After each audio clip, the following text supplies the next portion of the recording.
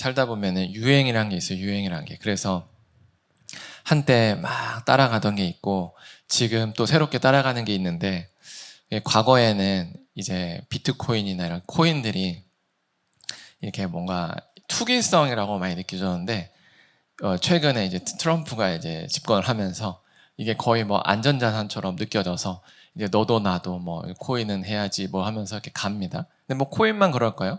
우리 인생의 삶의 많은 영역에 있는 것들이, 누구는 이제 삶의 어떤 교육의 영역 또는 어떤 직업의 영역, 이런 유행들을 막 쫓아가요.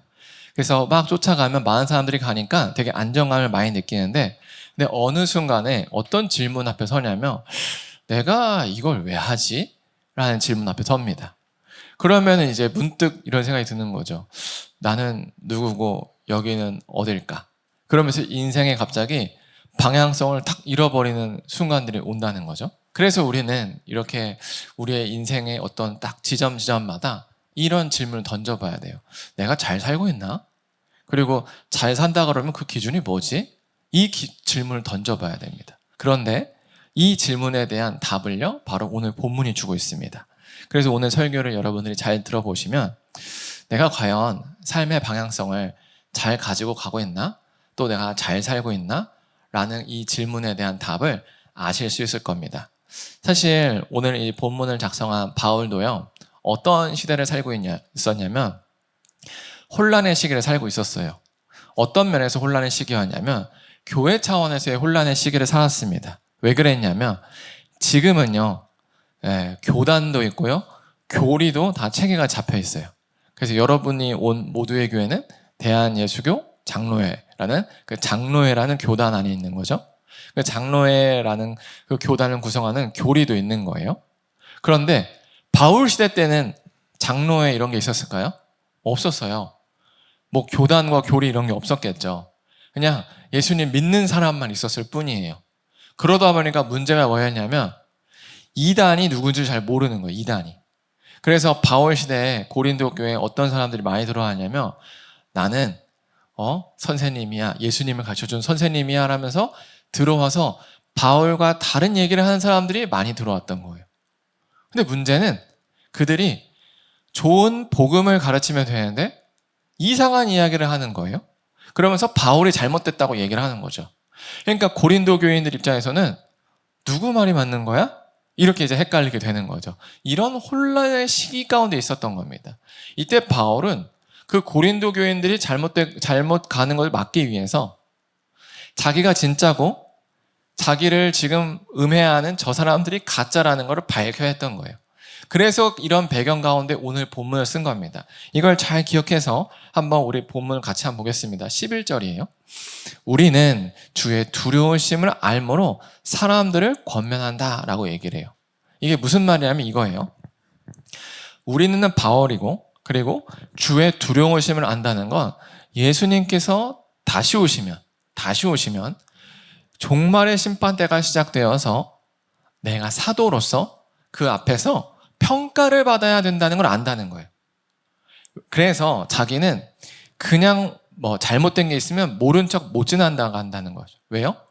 내가 예수님께 부름받은 이유는 이 예수님께서 맡기신 양들을 잘 인도해서 예수님 앞으로 잘 데려오는 게 바울의 역할이었던 거예요. 그래서 예수님께서 바울을 선택한 거죠. 그런데 거짓 교사들은 전혀 그런 거에 관심이 없어요. 그냥 자기의 인기, 돈벌이, 여기에만 관심이 있는 거죠. 그래서 바울은 그들이 잘못됐고 내가 옳다라는 거를 너희들한테 계속 권면할 수밖에 없어 라는 말을 11절에서 하는 거죠. 그래서 이런 나의 진정성이 하나님 앞에 알려진 것처럼 너희의 마음, 양심에도 느껴지기를 원해 라는 거죠. 하나님은 내가 정말로 하나님의 사도, 하나님께서 부르신 사도고 진정성이 있는 사역자라는 걸 아셔. 그걸 너희들도 알았으면 좋겠어 라고 말하는 게 바로 11절인 거예요. 그러면서 12절에서 이렇게 얘기해요. 우리가 다시 너희에게 자천하는 건 아니야. 무슨 말이냐면 내가 이렇게 얘기한다는 게 내가 잘났다고 너한테 얘기하는 건 아니야. 오해하지 마. 뭐 이런 얘기를 하는 거죠. 그리고 이렇게 얘기하는 거죠. 우리로 말미암아 너희에게 자랑할 기회를 주는 거야. 근데 이 자랑한다는 건 누구에게 자랑한다는 거냐면 그 거짓 교사들에게 자랑한다는 거예요. 뭘 자랑하냐면 이런 거죠. 거짓 교사들이 바울은 잘못됐어 라고 할 때 아니요, 바울 선생님이 옳고요, 바울이 가르쳐준 복음이 옳아요 라고 얘기할 수 있는 그 근거를 내가 너에게 주고자 한다라는 말이에요. 그래서 그들은 마음으로 하지 않고 외모로 자랑하는 자들이야. 그래서 그들에게 대답하게 하려고 내가 이 말을 꺼내는 거야 라고 하는 거예요. 무슨 상황인지 이해가 되시죠? 바울이 왜 이거를 썼고 뭘 원하는지. 바울이 이런 거예요. 교인들에게 말 그대로 바른 게 뭔지를 가르치겠다는 거예요. 이유는 이 교회 내에 은근슬쩍 들어와 있는 이단들에게 무엇이 옳은 거예요 라고 그들에게 이제 반론할 수 있는 것들을 넣어주겠다라는 겁니다. 이해가 되시죠? 네. 지금 현재 그 상황이에요. 그런데 이 거짓 교사들이 바울을 계속 공격했던 포인트가 바로 이 바울이 작성한 12절 마지막 구절쯤에서 우리가 느낄 수 있어요. 뭐냐면 그 거짓 교사들은요, 뭘 자랑했냐면 외모를 자랑했대요. 그래서 바로 이 포인트예요. 바로 이 외모로 자기는 자랑했고 이 외모로 바울이 잘못됐어 라고 비판하는 거예요. 그렇다면 이 외모가 뭘까요? 잘생김일까요? 그런 건 아니에요. 그들이 가지고 있는 외적으로 보여지는, 드러나는 좋은 것들이에요. 예를 들면 이런 겁니다. 그들은 어떤 유명한 사람들의 추천서를 들고 있었어요. 그래서 이렇게 유명한 사람들이 내가 훌륭한 선생이라고 추천했어요. 이런 게 있고요. 또 하나는 이런 거예요. 그들은 굉장히 번지르한 모습을 가지고 있었어요.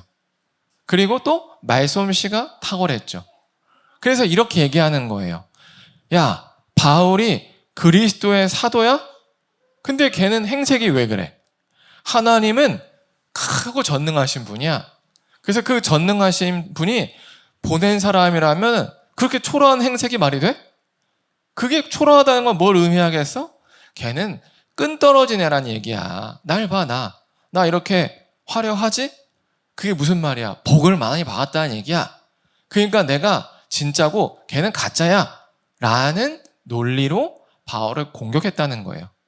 그래서 바울은 그것이 잘못됐음을 계속 보이고자 한 겁니다. 그래서 그들은 마음으로 하고 있지 않아. 그들이 진짜로 원하는 건 너희들에게 그저 돈을 얻는 거야, 이 얘기를 하는 거죠. 하지만 나는 달라. 그것을 하나님도 알고 너희도 알았으면 좋겠어 라는 게 11절 12절의 얘기인 거죠.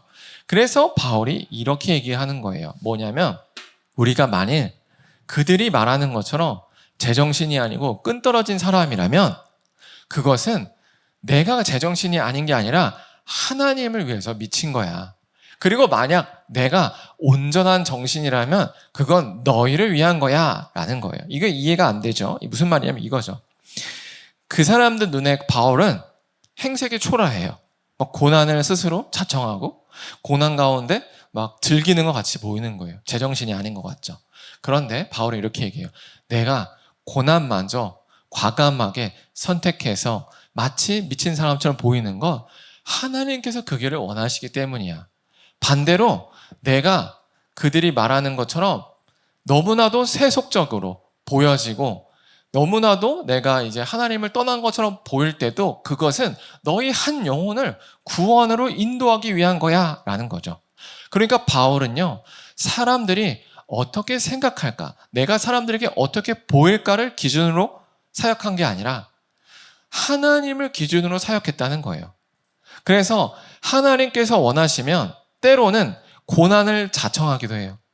또는 하나님께서 원하시는 한 영혼을 구하기 위해서는 자기는 율법을 지키는 사람인데 율법을 안 지키는 사람처럼, 또는 자기는 율법을 지키지 않아도 되는 사람처럼 이렇게 마음대로 정말로 그 한 영혼을 위해서 자기의 모든 것을 내려놓고 다가간다는 거예요. 그러다 보니까 이 바울의 마음의 중심을 모르는 사람들은 겉으로 볼 때 바울은 이상하죠. 그냥 왔다 갔다 하는 사람이고 또는 정말 이해할 수 없는 그런 이상한 사람들인 거예요. 이상한 사람인 거예요. 그래서 이 포인트를 가지고 거짓 교사들을 공격했다는 거예요. 근데 바울은 반대로 그걸 가지고 얘기하는 거예요. 얘들아, 누가 맞겠니? 정말로 하나님 보시기에 그걸 기준으로 삼는 사람이 맞겠니? 아니면 그들처럼 사람 보기에 좋은 모습만 따라가는 사람이 맞겠니? 라고 묻는 게 바로 11절과 13절이라는 겁니다. 그러면 우리는 여기서 무엇을 알 수 있냐면 참된 그리스도인들은 무엇을 기준으로 살아야 하는가예요. 사람의 눈에 보여지는 것을 기준으로 살아야 되는지 아니면 하나님께서 보시는 그 기준으로 살아야 되는가를 우리가 봐야 된다는 거죠. 그런데 우리는 세상 가운데 살고 있고 사람들 가운데 살고 있기 때문에 우리도 너무나도 자연스럽게 사람의 눈을 중시해서 살기 쉽다라는 거예요. 그 대표적인 게 이제 유행이라는 거죠. 왜 하는지 잘 몰라요. 그냥 남들이 하니까 하는 게 많아요. 왜 이때 아이들에게 학원을 보내야 되지? 몰라요. 그냥 엄마들이 보내다 보면 나도 안 보내면 안 될 것 같아서 보내요. 또는 내가 뭔가 이제 자격증 공부를 해요. 학생이면. 왜 하지? 몰라. 그냥 이제 친구들 다 준비하니까 해야 돼. 왠지 안 하면 불안하니까. 또 직장 들어가면 왠지 주식도 하고 코인도 하고 뭐도 해야 될 것 같아요. 왜요? 몰라. 그냥 남들 하고 안 하면 뒤처질 것 같으니까 하는 거예요. 그래 보여야 안전하다고 느끼는 거예요. 남들 눈에 비슷해 보여야 안전하다고 느끼는 거예요. 그러다 보니까 어느 순간에 어떤 질문 앞에 서냐면 내가 이걸 왜 하는 거지? 이런 질문 앞에 서 있는 거예요. 왜냐하면 잘 나가고 잘 될 때는 몰라요. 근데 다 잘 되는 게 아니고 나에게 맞는 게 있고 안 맞는 게 있는데 남들이 하다 보니까 나에게 안 맞는데 억지로 하다 보면 왜 내가 하고 있지? 라는 질문 앞에 서는 거죠. 그럼 그때 인생의 방향성을 탕 놓치는 겁니다. 특별히 우리 같은 경우는 뭐가 문제냐면 내가 그리스도인이에요. 근데 쭉 사람들이 사는 대로 살다 보면요. 내가 예수님을 믿는 걸까? 아니면 안 믿는 걸까? 라는 질문 앞에 서게 돼요. 왜냐하면 예수님이 기준이 아니라 세상 사람들이 보는 기준에 맞춰 살다 보니까 정말로 내가 누구인지를 잃어버리는 거죠. 그래서 우리는 오늘 이 시간에 뭘 돌아봐야 되냐면 나는 지금까지 누구의 눈을 의식하며 살았는가? 나는 혹시 내가 어떻게 보여질까 하는 그 사람들의 눈을 의식하면서 행동했는지 아니면 예수님의 눈을 의식하면서 행동했는지를 돌아봤으면 좋겠어요. 그래서 만약에 내가 사람들의 눈을 의식했다라고 한다면 사실은 지금 이 설교가 나에게 중요한 포인트가 될 것 같아요. 뭐냐면 내가 지금 한번 쉴 때가 됐구나. 그래서 내 삶을 한번 점검해야 할 때 됐구나. 내가 지금까지 해왔던 거, 가고자 했던 거, 그것이 정말로 예수님 앞에 내가 섰을 때 괜찮을까? 아니면 내가 이대로 서도 예수님이 그래 너 잘했다라고 할까? 아니면 누구세요라고 물어볼까? 이거를 한번 점검해 봤으면 좋겠습니다. 그래서 바울은요. 예수님께만 집중했다 보니까 이 거짓 사도들은 이해할 수 없는 행보를 한 거죠. 그러다 보니까 바울은 그 거짓 사도를 계속 공격을 받았던 거예요. 그런데도 바울은 이걸 몰랐을까요? 이 공격 포인트라는 걸 알았죠. 자기가 손해본다는 것도 알았고 이상하게 보인다는 것도 알았어요. 근데 왜 그렇게 살았느냐? 바울의 마음에는요. 바로 14절처럼 이런 게 있었던 거예요. 그리스도의 사랑이 우리를 강권했다라는 거죠. 자기도 뭐가 이득인지 알고 뭐를 해야 사람들이 다 유행인 걸 알고 있었던 거죠. 근데 마음속에 계속 강한 권면이 들어와요. 그 권면의 주체는 그리스도의 사랑이에요. 예수님의 사랑이 자꾸 올라오니까 가야 되는구나 라는 마음이 있는 거죠. 자기도 피하고 싶은 길이 있었겠죠. 힘든 길이 있었고 그걸 이제 피하고 싶지만 마음속에서 계속 그리스도께서 나와 같은 자를 구원하지 않으셔도 되는데 구원하셨다는 그 생각이 마치 내 안의 자석처럼 그 예수님의 길로 계속 끌고 가는 거예요. 그렇다면 그 예수님의 사랑이 뭔가? 바로 다음 구절에 있죠. 한 사람이 모든 사람을 대신하여 죽었다. 그래서 예수님 안에서 모든 사람이 하나님께 받아야 될 그 죽음의 벌을 받았다라는 거예요. 이게 바로 그리스도께서 우리에게 베풀어 주신 사랑인 거죠. 무슨 말이냐면 세상은 하나님께서 만드셨어요. 그래서 그 세상은 그 하나님 앞에서 다 평가를 받아야 됩니다. 그것을 우리 심판이라고 얘기하죠. 그럼 그 기준은 무엇이냐? 바로 하나님의 말씀입니다. 하나님께서 말씀하신 대로 사는 사람은요, 하나님이 칭찬하시고 기뻐하시고 상을 주지만 하나님의 말씀에 떠난 사람들은요, 벌을 받습니다. 근데 모든 사람이 태어날 때부터 하나님과 떨어져 있어요. 그러니까 모든 사람이 다 하나님께 벌을 받아야 되는 운명에 있었는데 하나님께서 이것을 불쌍히 여기셔서 당신의 아들을 보내셔서 우리가 죽어야 될 그 형벌을 대신 받게 하신 거예요. 마치 이런 거죠. 그 팀별로 가위바위보를 해요. 그 팀장이 이기면 모두가 이기고 팀장이 지면 모두가 지는 그런 거죠. 예수님이 온 인류의 팀장으로서 하나님 앞에 서서 하나님께 대신해서 모든 형벌을 받은 겁니다.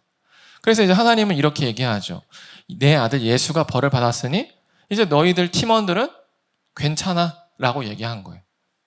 이것을 우리가 너무나도 이제 먼 이야기, 의미 없는 이야기라고 느끼겠지만 한번 상상을 해볼게요. 우리가 지금 이제 곧 죽을 때를 앞에서 이제 침상 위에 누워있다 생각해 봅시다. 내가 이제 이 죽음 뒤에 어느 날 들었던 천국과 지옥 이야기가 있는데 죄가 있으면 지옥에 간다 그러고 그 지옥은 영원한 형벌이 있대요. 그랬을 때 나에게 죄가 있나? 많죠. 무수히도 많아요. 그러면 우리는 결과가 너무 뻔한 거예요. 근데 가고 싶은 사람이 있을까요? 없어요. 근데 마치 그 늪에 빠진 것처럼 이 죽음은 우리를 이렇게 빨아들입니다. 그래서 내 몸에 있는 그 의식들이 점점 희미해지고 죽음으로 들어가는 거 느껴지죠. 그래서 한번 상상을 해보세요. 내 몸은 가만히 누워있는데 내 영혼은 계속 이 늪에서 죽음에 대해서 벗어나려고 막 발버둥 치는 거예요. 되나요? 안 되죠. 빨려드는 거예요. 근데 그때 한 소식이 들려오는 거예요. 너는 지옥에 가지 않는데 하나님께 벌을 받지 않는데 왜요? 너를 대신해서 벌을 받은 분이 계셨기 때문에 그렇대 라는 이야기가 들려오는 거죠. 너무 기쁠 거예요. 바로 그게 그 받은 그리스도의 사랑인 거죠. 바울은 이것을 정말로 마음 깊이 받았습니다. 그래서 이 사랑이 살면서 계속 머릿속과 마음속을 맴도는 거예요. 그래서 자기가 원하는 대로 쭉 살다가도 어느 삶의 포인트마다 이렇게 사는 게 맞을까? 아, 예수님 원하는 게 이거구나 해서 그 고난의 길을 자청해서 나아가는 거죠. 그래서 바울은 이렇게 15절에서 얘기를 합니다. 뭐냐면 그가 모든 사람을 대신하여 죽으심은 살아있는 자들로 하여금 바로 예수님을 믿는 사람들이죠. 다시는 그들 자신을 위하여 살지 않고 오직 그들을 대신하여 죽었다가 다시 살아나신 이 누구죠? 예수님을 위하여 살게 하려 함이라 라고 얘기를 합니다. 무슨 말이냐면 이겁니다. 바울이 자기가 고난의 길, 사람들이 보기에 이상하다고 생각하는 그 길을 가는 이유에 대해서 정확하게 적은 거예요. 자기가 인생을 살다 보면서 예수님의 사랑을 깊이 묵상하면 묵상할수록 예수님은 왜 나를 위해서 죽으셨을까? 예수님은 왜 나를 위해서 죽어주셨을까? 이 생각을 하는 거예요. 아무 이유 없는 걸까? 그게 아니라는 거죠. 바로 다시는 나를 위해 살지 말라는 거구나. 지금까지 나는 나의 내가 어떻게 하면 이 율법을 통해서 이 유대 사회에서 잘나 보일 수 있을까? 이걸 위해서 살았는데 이걸 위해서 살지 말라는 거구나. 오히려 이제는 나를 그로부터 해방시켜 주신 그 예수님 위해서 살라고 요청하시는구나를 느꼈다는 겁니다. 이게 바로 이 예수님의 사랑을 느낀 사람들이 깨닫고 나아가는 방법이죠. 그래서 그리스도의 사랑은요, 스스로 이 땅에서 작은 예수가 되도록 인도합니다. 그래서 우리도 한번 우리가 지금까지 걸어왔던 길들을 생각해 보면 내가 신앙에 가까이 붙어 있지 않았을지라도 어떤 은혜의 포인트마다 회심하는 것들이 있어요. 그것은 역시 저는 다시 한번 돈을 잘 벌게 보겠습니다. 이런 포인트가 아니겠죠. 예수님을 위해서 내가 뭘 할 수 있을까? 뭐 이런 생각을 한 번쯤은 다 하게 된다는 거예요. 지금까지 신앙을 잘 했다면. 그렇다면 그것은 도대체 뭐로 작동되는 거냐? 그리스도의 사랑이 내 안에서 그렇게 한다는 거예요. 그래서 바울은 오늘 정확하게 얘기해 주는 거죠. 우리가 어떻게 살아야 되는지. 바로 예수님을 위해 살아야 된다는 거예요. 그래서 우리가 이 땅에서 그리스도인이 된다는 건 그냥 예수님 너무 좋아요. 예수님 찬양합니다. 하면서 이렇게 뭐 방방 뛰면서 찬양하는 그런 극성 팬이 되는 게 아닙니다. 우리가 그리스도인이 된다는 건 이 땅에서 작은 예수가 된다는 거예요. 그래서 예수님이 이 땅에 살아 계신다면 당연히 하셨을 법한 일들을 내가 대신하는 거예요. 그래서 작은 예수가 된다는 건 바로 이겁니다. 내가 원래는 나를 위해서 살다가 원래 그렇게 해서 지옥을 갈 수밖에 없는 운명이었으나 예수님께서 나를 위해서 죽어주셨기 때문에 이제는 내가 다시 새롭게 태어나서 나의 남은 인생을 나를 위해서 사는 게 아니라 예수님 위해서 산다는 거죠. 그래서 내가 이제는 뭘 집중하냐면 지금까지 우리가 세상의 유행 그리고 왜 그런지 모르겠지만 그냥 살아야 되는 것들을 살아왔다면 이제 다시 한번 점검해 봐야 되는데 나아가야 될 방향이 바로 이거예요. 나는 이제 어떻게 살지? 유행을 쫓지 않고 남들이 가지 않는 길을 가지 않는다면 난 어디로 가지? 바로 예수님께서 원하시는 길이라는 거예요. 예수님이 이 땅에 계신다면 내가 있는 가정, 내가 속한 학교, 내가 속한 직장, 내가 속한 동아리나 어떤 사회 조직에 예수님이 있다면 뭘 하실까? 이 질문 앞에 우리가 서는 겁니다. 예수님이 지금 계신다면, 내 자리에 계신다면 뭘 행동하실까? 그때 그 행동이 바로 우리가 해야 될 거라는 거예요. 그래서 우리가 나아가야 되는 게 바로 이 방향이다라는 거죠. 근데 솔직히 이렇게 살면요, 세상에서 손해보고 초라해집니다. 그러니까 초라해지죠. 바울도 그걸 알았습니다. 근데 바울은 그 초라해짐을 알매도 불구하고 그 나아갈 수 있었던 동기가 있었는데 그게 바로 16절입니다. 그러므로 우리가 이제부터는 어떤 사람도 육신을 따라 알지 않는다.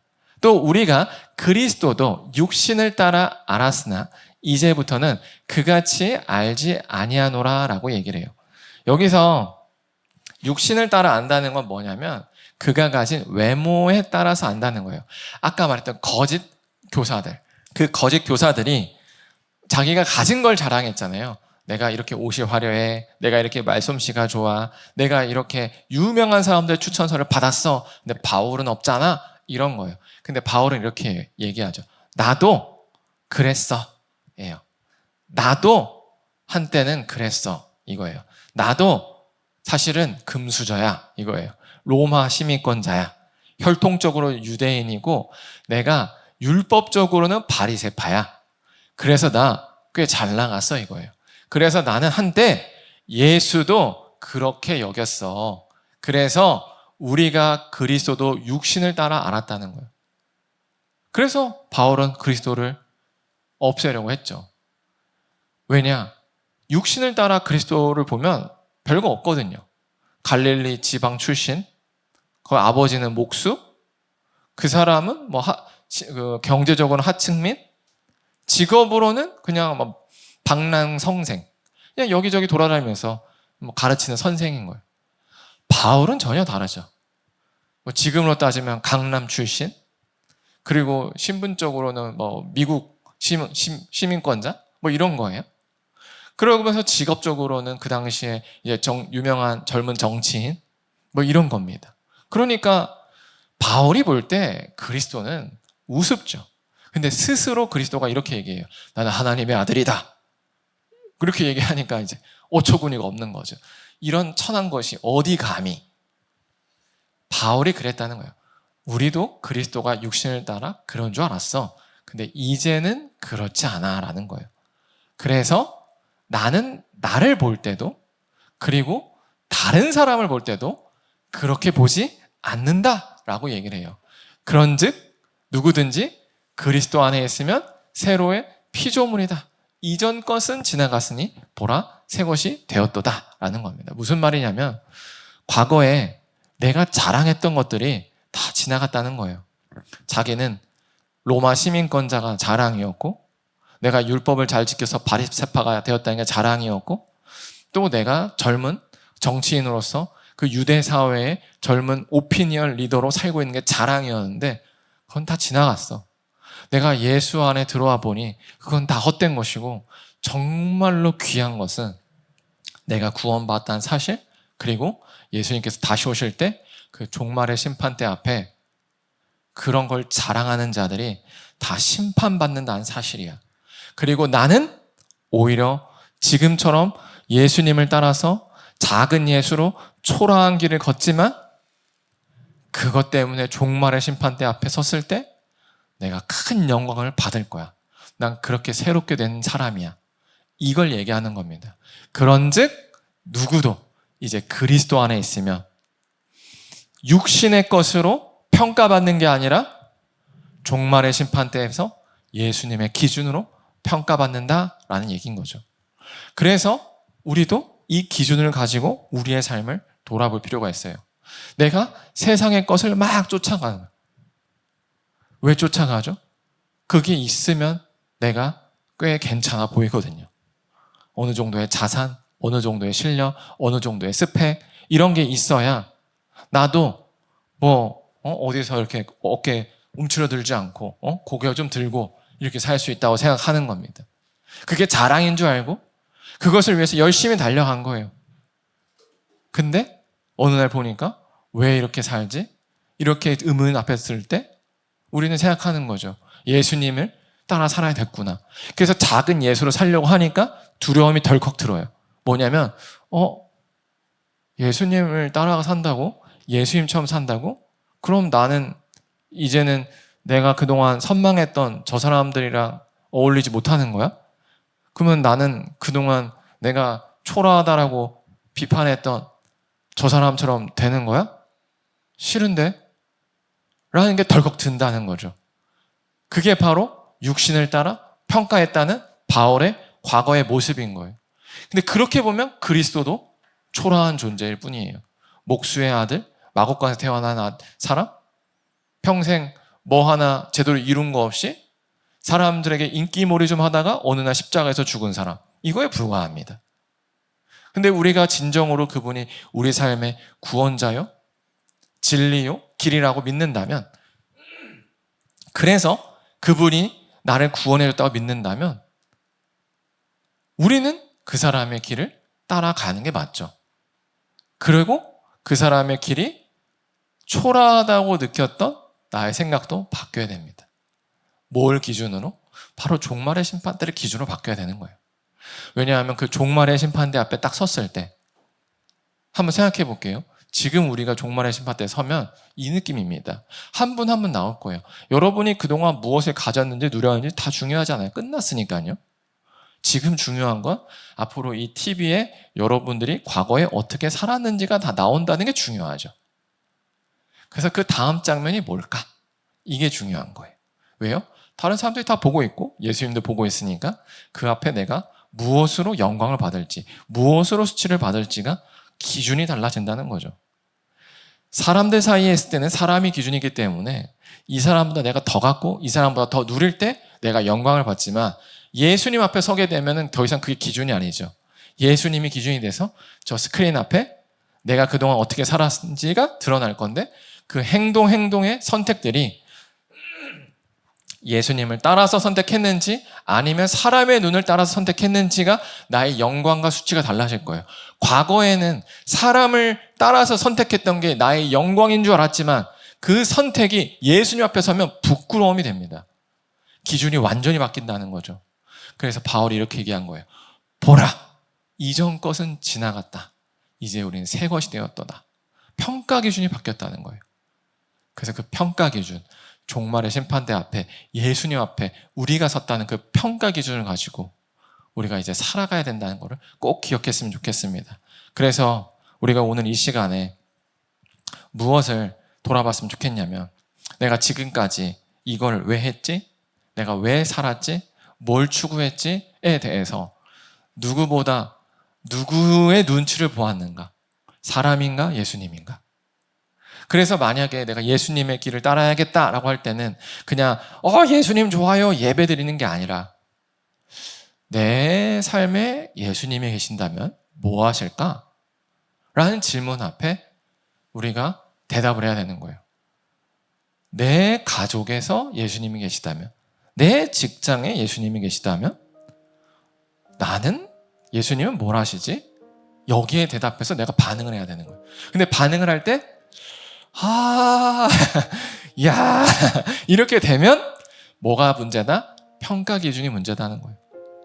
그 평가 기준을 멀리 있는 저 반드시 올 예수님 재림할 때 누구도 피할 수 없는 그 종말의 심판대로 옮겨가야 되는 거죠.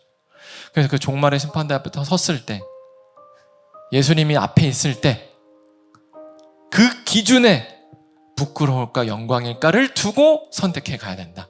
그러면 예수님을 따라가는 게 별로 초라해 보이지 않고 오히려 그 초라함이 자랑이 되는 거죠.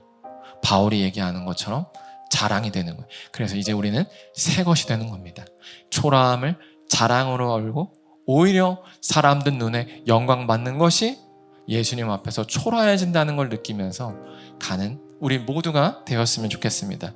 그래서 우리 이 시간에 찬양하고 기도할 때 이렇게 기도했으면 좋겠어요. 날마다 예수님의 사랑을 회복하여 이 사랑을 기준으로 살게 해달라고 우리 기도했으면 좋겠습니다.